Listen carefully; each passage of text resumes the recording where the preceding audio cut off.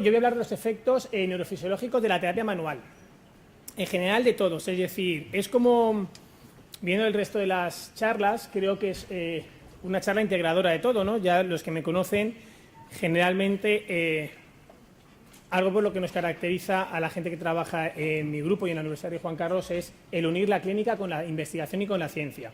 Y por lo tanto, creo que esta charla refleja claramente varias de las discusiones que se han hablado esta mañana, de los mecanismos, bueno, esta mañana y esta tarde, de todo el día, los mecanismos neurofisiológicos periféricos, los centrales y, sobre todo, yo voy a intentar indagar qué es lo que hacemos con la terapia manual dentro de cada persona. Algo importante es que hablamos de terapia manual y me ha sorprendido y agradado esta mañana cuando el compañero Sergio Patiño ha dicho que el ejercicio, el movimiento es terapia manual. De hecho, Rubén también lo ha comentado brevemente en la introducción, porque hay una gran pelea en el mundo que la terapia manual y el ejercicio son cosas distintas y el ejercicio es terapia manual. Por lo tanto, ahí la RPG con el tema del movimiento es algo propio nuestro y por lo tanto creo que es un aspecto importante a debatir.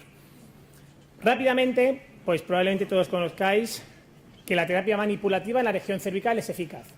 Bien, me da igual que lo comparemos con la movilización, que lo comparemos con la manipulación dorsal, que evaluemos el dolor, la discapacidad, es decir, las diferentes revisiones sistemáticas dicen que es eficaz. Bien, yo le digo esto a un compañero médico. ¿Cuál es la primera pregunta? ¿Y por qué? Esto es como Mourinho hace unos años, ¿por qué?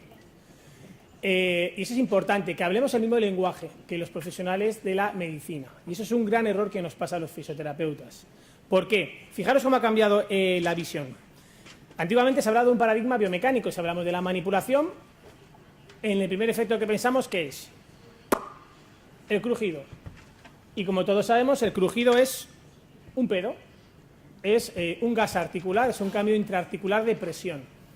Y antiguamente decíamos, bueno, hemos colocado una vértebra en el espacio, hemos realizado, todos alguna vez nos hemos colocado así, seguro, como los aeroplanos, para entender el movimiento de las vértebras. Y de hecho hay muchas estudios que determinan que un posible efecto de la manipulación es el chasquido articular. Sin embargo, eso es muy superficial. Ya sabemos que hoy en día eso es el hombre cromañón. Realmente los mecanismos son mucho más complejos. Y como esta mañana han dicho varios de los ponentes, es importante entender que las apariencias se engañan.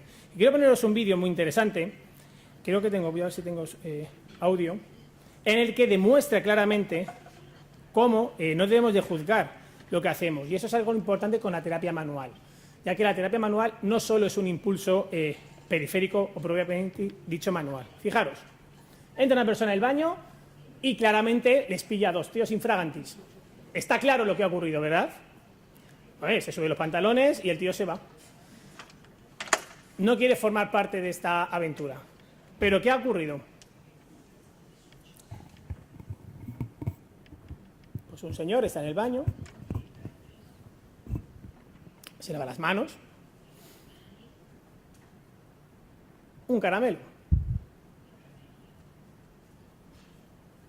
y se lo come. Pero se atraganta. Otro que está haciendo sus necesidades le pregunta, ¿qué pasa? ¿Qué pasa? No se oye, entonces hago la voz en off porque no se oye. ¿Qué pasa? Y sale corriendo desesperado y empieza a ayudarle, obviamente. Entonces, esto es la vida misma. Y después de un trabajo bien hecho, se felicita. Pero siempre hay un tercer observador que es la primera impresión la que cuenta. Por lo tanto, es importante ahondar dentro para poder juzgar lo que ocurre, ¿no? Es igual que por ejemplo, este otro vídeo, nuestro amigo, esto es terapia manual en Tailandia. Todos seguramente conocéis el método Maitland, por lo tanto veis los movimientos perfectos, armónicos de nuestro amigo el elefante a lo largo de toda la columna. Es un tratamiento holístico, ¿veis? Es toda la globalidad de la columna. Por lo tanto, es importante entender que lo que hacemos es mucho más complejo. De hecho, esta mañana se ha hablado de la célula, del tejido conjuntivo, del tejido nervioso, de las arterias, de las articulaciones. Es decir, tenemos un gran espectro, un gran abanico. Y también algo se ha comentado. Es decir, la realidad clínica de los pacientes con dolor es mucho más compleja. En condiciones normales, uno esperaría que a mayor patología, mayor síntoma. Si yo revierto la patología, con mi intervención el síntoma debería desaparecer. Y como bien ha dicho antes el compañero Mario, dolor no es sinónimo de lesión. ¿Y qué es lo que ocurre en la realidad? Pues que no hay una correlación directa entre daño tisular, lesión, problema, patología, como queramos llamarlo, y el dolor. Y gente, por ejemplo, con una hernia discal, con una pelota, no tiene síntomas. Y gente sin hernia discal tiene síntomas. Por lo tanto, no hay una relación directa. Y eso es la complejidad. Ha hablado Carlos Goicoechea y otros compañeros de la neuroplasticidad, de la sensibilización central. Y por lo tanto, como terapeutas manuales, podemos integrar nuestro abordaje manual dentro de este complejo mecanismo de dolor. Pues todos sabemos que tenemos tres zonas importantes: el tejido, que se ha hablado, y el entorno, que se acaba de hablar, como muy bien ha dicho Iñaki, como impulsos periféricos. Una parte de procesamiento que cada paciente integra de forma la famosa integración que hablará mañana Rubén, y obviamente unos mecanismos motores, unos mecanismos de respuesta, porque cada paciente acepta las correcciones, y esto se ve todos los días en la clínica, cuando aplicas cualquier terapia manual, y en este caso que nos ocupa la RPG, que las correcciones son absorbidas por unos pacientes de una forma más fácil, mientras que por otros cuesta mucho más. Y por lo tanto, la respuesta motora del propio paciente, lo que llaman los americanos el output, puede modificar la respuesta y la eficacia de la terapia manual. Por lo tanto, tenemos que integrar nuestro conocimiento de la terapia manual dentro de este complejo mecanismo del dolor. ¿Qué es lo que hacemos realmente con terapia manual? Pues ya hace unos años se determinaba que tenemos tres partes que debemos de desglosar. El aspecto mecánico, somos los mecanicistas del cuerpo, es decir, damos contacto manual. El contacto es un impulso mecánico.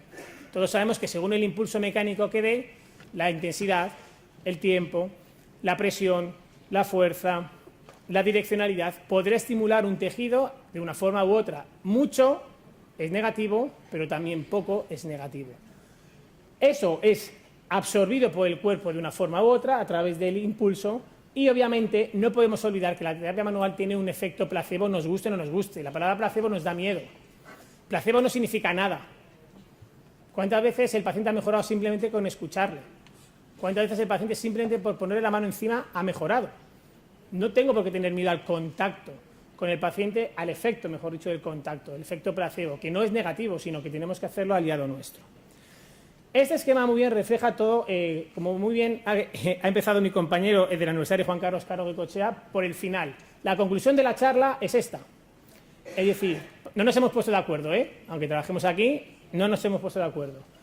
El estímulo mecánico que hago con la terapia manual va a estimular un tejido particular, bien sea el tejido conjuntivo, el nervio, como ha hablado muy bien Eduardo, a través de la meganotransducción, va a estimular el sistema nervioso periférico, va a llegar ese impulso a la asta dorsal y va a llegar esto a los circuitos del sistema nervioso central. Es decir, a través de la mano voy a tener un efecto en la neurona de primer orden, un efecto en el asta dorsal o neurona de segundo orden y efectos a nivel central o cortical en la neurona de tercer orden.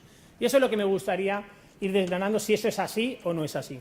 No voy a hablar del dolor, todos conocemos la sensibilización central. Este es un vídeo que refleja claramente lo que se ha hablado esta tarde, cómo la llegada de impulsos aferentes al principio va a provocar por solidaridad la activación de neuronas adyacentes, el dolor referido, que también ha hablado nuestra compañera esta mañana, y por lo tanto la estimulación del dolor y la mayor excitabilidad neuronal. No vamos a hablar más de ello. Pero sí, vamos a empezar cuáles son los efectos en cada uno de los puntos, en cada uno de los escalones de esta escalera. Obviamente el primer efecto es un efecto periférico, que es el que más se conoce y el que más se ha debatido. Es decir, cuando yo pongo la mano, estoy tocando la piel, estoy estimulando los mecanorreceptores, por lo tanto es el primer estímulo. Y algo muy importante que se ha dicho esta tarde es que la sensibilización central, en el origen, siempre empieza por un estímulo periférico. Y esto es una gran pelea. ¿Por qué? Porque siempre en todos los congresos se habla de sensibilización central, se habla de los cambios corticales, pero eso es el final de un camino. Es decir, tenemos un error de fibromialgia igual a dolor crónico, y es un error. La fibromialgia es el final de un espectro, que probablemente el más complejo de los pacientes con dolor crónico. Por lo tanto, no tenemos que encasillar a ningún grupo de pacientes, porque, como muy bien se dice, no todo es sensibilización central, ya que es un tema que hoy en día es un debate a nivel mundial. Y por lo tanto, con la terapia manual tenemos efectos en todos los niveles. Todos conocemos efectos fisiológicos a nivel periférico, no voy a hablar de ellos. En este caso, la teoría de la puerta de entrada de Merckx al igual, que todos conocemos. Algo también conocidos de la corriente australiana, el modelo de sensibilización periférica, es decir, que somos capaces, y ya se ha hablado, de reducir el impulso nociceptivo. Si tengo una articulación coaptada, soy capaz de coaptar, palabra clave en la RPG, de coaptación articular a través de la puesta en tensión, y eso me va a producir una descarga aferente de los impulsos nociceptivos, por lo tanto, un efecto a nivel periférico. Y tenemos evidencia de ellos, fijaos, muchos estudios, en este caso de la terapia manual, he ido cogiendo distintas técnicas, producen, por ejemplo, reducción de las citoquinas inflamatorias, es decir, una sustancia pronociceptiva es capaz de ser reducida a nivel plasmático por una técnica tan breve como es una manipulación. En este caso, no modificó la sustancia P. Bueno, no pasa nada. La punción seca, que es también una técnica coadyuvante de la terapia manual, ha demostrado, por ejemplo, también tener estos efectos. Es decir, la aplicación de esta técnica produce un descenso de la sustancia P y un incremento de las beta-endorfinas, es decir, un descenso de la sustancia nociceptiva más importante como es la sustancia P. Por lo tanto, también tenemos un efecto con esta técnica coadyuvante de la terapia manual. De hecho, fijaros cómo se puede observar, tras la técnica, en este caso de punción, como ejemplo, la disminución inmediata de estas sustancias nociceptivas que se producen en la periferia y que tan elocuentemente nos ha mostrado Carlos al empezar la tarde. Por lo tanto, el primer efecto más conocido es que tenemos un efecto modulador de las aferencias nociceptivas en la periferia. Yo creo que es una discusión y como fisioterapeutas es el primer paso que todos conocemos. Sin embargo, no debemos de quedarnos ahí. Como muy bien se ha dicho, tenemos un segundo escalón que es el asta dorsal, el sitio donde empiezan los problemas, la creación de nuevas conexiones sinápticas, la creación de diferentes caminos, diferentes vías neuronales para la creación o la aparición de dolores referidos y de dolores en otras zonas. Y por lo tanto, tenemos también diferentes efectos medulares o efectos en el asta dorsal. ¿Cuáles son? Por ejemplo, de nuevo, pongo los efectos de la punción seca, aunque no es una técnica propia de la terapia manual, pero sí adyuvante, porque es donde más investigación se ha realizado en estos términos y ha demostrado, por ejemplo, que la aplicación de la técnica de punción seca en el músculo gemelo, inervado todos conocemos por L5S1, produce analgesia, produce alteraciones motoras y sensitivas en músculos inervados por el mismo segmento metamérico, en este caso el bíceps femoral, por lo tanto compartimos sensibilización metamérica L5S1 y produce efectos en músculos adyacentes, es decir, la única explicación de un efecto en el isquiotibial o en el bíceps femoral es, a través de la punción en el gemelo, es la integración segmentaria. Obviamente, si también hablamos de RPG, sabemos que ambos músculos forman parte de la cadena posterior, de la cadena maestra, pero una técnica tan localizada como la punción seca, la única explicación es, desde el punto de vista motor, neurofisiológico a nivel del asta dorsal. Por lo tanto, tenemos evidencia de ello. Interesantemente, fijaros, este estudio que provoca cómo la creación de nuevas conexiones sinápticas en el asta dorsal, a medida que vas aplicando técnicas de punción o de terapia manual, van desapareciendo. Es decir, el proceso de sensibilización central es reversible, algo que, gracias a Dios, es así, porque si no fuera reversible no podríamos hacer nada para los pacientes. Una gran discusión es si el proceso de sensibilización central es reversible o no, y tenemos evidencia de que a nivel del asta dorsal esos cambios son reversibles, por lo tanto podemos realizar estos cambios en nuestros pacientes. Volvemos en este caso a la manipulación y de nuevo también encontramos, fijaros, alteraciones de neurotransmisores como puede ser la epinefrina y norepinefrina, en este caso en plasma, neurotransmisores del sistema nervioso simpático y por lo tanto importantes excitadores del sistema nervioso central y por lo tanto somos capaces de provocar cambios en neurotransmisores a través de técnicas manuales como la manipulación. Y en este caso he puesto el ejercicio como tercer ejemplo. Tenemos una técnica agresiva como es la punción seca, una técnica inocua como la manipulación y el ejercicio. Y también ha demostrado activar estos mecanismos segmentarios. Si el paciente hace ejercicio de una región del cuerpo, esa región del cuerpo sufre analgesia. Por lo tanto, encontramos un efecto terapéutico del ejercicio, en este caso, ejercicio específico de una región, no ejercicio aeróbico, que luego hablaremos. Si yo fortalezco el cuádriceps, la rodilla va a mejorar sus síntomas. ¿Por qué? Porque la zona relacionada con el músculo que estoy fortaleciendo. Por lo tanto, la función muscular también produce analgesia y eso es un efecto beneficioso para nosotros. Y el tema más delicado y del que debemos de ahondar son los cambios a nivel central.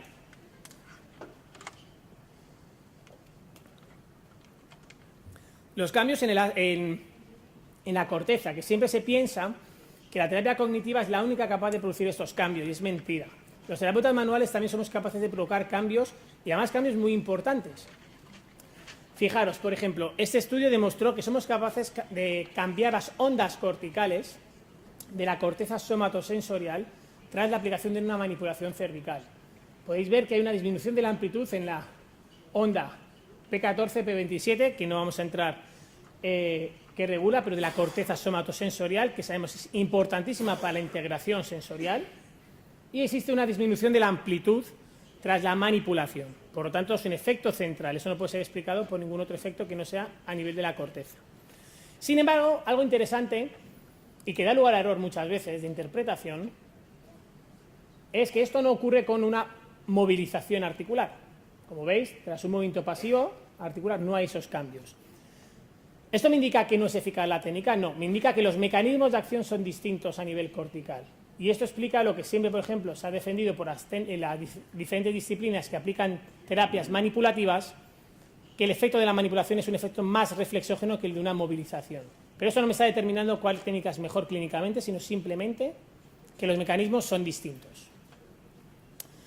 Fijaros, se ha puesto en los últimos años de moda la neuroimagen, las lucecitas dentro del cerebro cuando hago una resonancia magnética funcional. La manipulación dorsal, algo que muchas veces uno piensa que no hago mucho, produce activación de la famosa neuromatriz, es decir, las diferentes zonas relacionadas con el dolor, como puede ser la corteza somatosensorial, la ínsula, la amígdala, el sistema límbico, se activan tras la manipulación. Es decir, somos capaces de producir un estímulo en la neuromatriz con técnicas manuales, por lo tanto es algo muy importante. Puede ser necesario aplicar las técnicas manuales, sean las que sean, para poder un reseteo del sistema nervioso y después hacer el fenómeno de integración y el ejercicio y el movimiento del que se está hablando todo el día. La terapia manual aplicada, por ejemplo, que se ha hablado esta mañana en el punto gatillo del dolor miofascial, también es capaz de activar la corteza somatosensorial y activar todas las estructuras relacionadas con la percepción del dolor en la neuromatriz. Por lo tanto, somos capaces de provocar activación a los tres niveles: periférico, medular y central. Si le queremos poner pegas, siempre pegas a todo, pues se ha hablado también del sistema modulador descendente, que sabemos que es el efecto o el impulso que el sistema nervioso da para controlar el dolor, o el output que genera el cerebro para, en un caso, facilitar o en este caso, inhibir el dolor. Esta imagen la responde muy bien, es decir, ante un estímulo de dolor, el cerebro manda un impulso eferente al sistema nervioso central que en condiciones normales y fisiológicas tendría que ser capaz de paralizar la llegada de impulsos aferentes al sistema. ¿Qué ocurre? Pues que en sujetos con dolor sabemos que además de existir un incremento de los impulsos nociceptivos, existe una disminución de la inhibición de los sistemas inhibitorios descendentes y por lo tanto una facilitación del dolor. Se junta el hambre con las ganas de comer. ¿Somos capaces de hacer algo con la terapia manual? Sí. Se ha visto, existen numerosos estudios que la terapia manual, en este caso manipulativa, es capaz de activar los mecanismos inhibitorios descendentes no opiáceos. ¿Por qué? Porque no tiene efecto acumulativo. Nosotros hicimos hace muchos años un estudio en el que tras aplicar la misma técnica en los mismos pacientes con 2 semanas de diferencia se obtenían los mismos resultados hipoalgésicos, es decir, mejoraba el dolor en la misma proporción, no existía un fenómeno de acumulación como ocurre, por ejemplo, con los parches de morfina. Por lo tanto, eso justificaba que uno de los mecanismos era la activación de los mecanismos no opiáceos del dolor. Sin embargo, tenemos que reconocer los terapeutas manuales, y que, menos mal que esta mañana Sergio lo ha comentado, que la técnica o el procedimiento más eficaz, clínica y científicamente capaz de activar los mecanismos inhibitorios descendentes es el ejercicio aeróbico, el movimiento, como bien ha dicho Rubén, la integración. Claramente, el ejercicio aeróbico es importantísimo dentro de nuestros pacientes y es la gran piedra angular que nos falta a los terapeutas manuales. ¿Cuántas veces llega el paciente a la camilla, se tumba y me dice, hazme lo que quieras? Y luego le mandas deberes y te dice, bueno, no tengo tiempo, y solo le pides 10 minutos, no le piden más. Ese es un gran error por nuestra parte, porque de hecho, y el ejemplo os he puesto, el ejemplo de la fibromialgia, la única técnica que ha demostrado eficacia a largo plazo es el ejercicio. ¿Por qué? Porque es capaz de activar los mecanismos inhibitorios descendentes. Por lo tanto, es una herramienta de la terapia manual. De hecho, nosotros hace años hicimos un estudio en pacientes con dolor postmastectomía, dolor postcáncer de mama, en el que la inclusión del ejercicio fue, no sabía si decir si 5 veces más eficaz que la no inclusión del ejercicio tras un tratamiento manual.